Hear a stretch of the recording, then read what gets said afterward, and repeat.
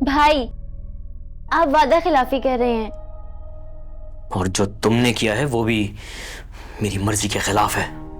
भाई, तय ये नहीं हुआ था कि मैंने क्या करना है, तय ये हुआ था कि आप आएंगे।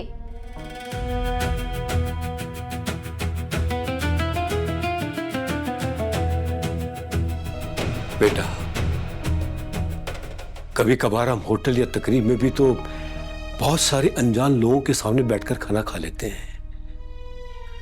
मुझे भी अनजान समझ के बैठ जाओ, बहन की बात रह जाएगी।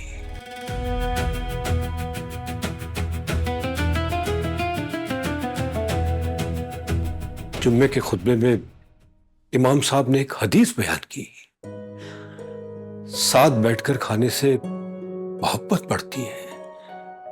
बस इसीलिए मैंने राबी से कह दिया कि मेरे साथ तुम्हें भी कम से कम खाने की मेज तक तो ले आए।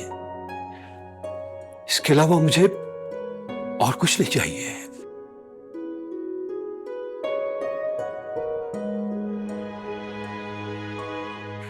राबी से खफा मत होना प्लीज।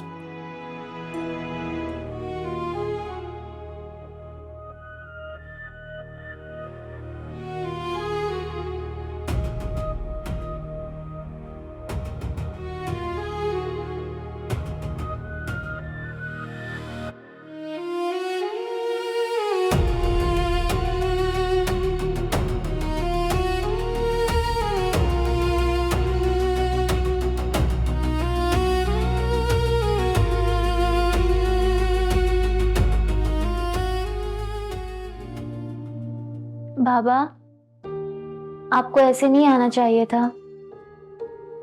बेटा, मुझे लगा कि मैं कुछ देर और बैठूंगा तो वो बैठ नहीं पाएगा और खाना नहीं खाएगा, इसलिए मैं चला आया।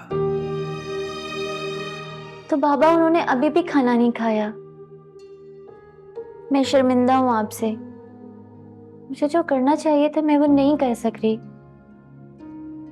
अरे नहीं बेटा, नहीं। तुमने अपनी सी एक कोशिश तो की, कम से कम उसे खाने की मेज तक तो ले आई। इंशाल्लाह हम सब मिलके बैठ के जरूर एक दिन खाना खाएंगे। आपको उम्मीद है बाबा इस बात की? हाँ है।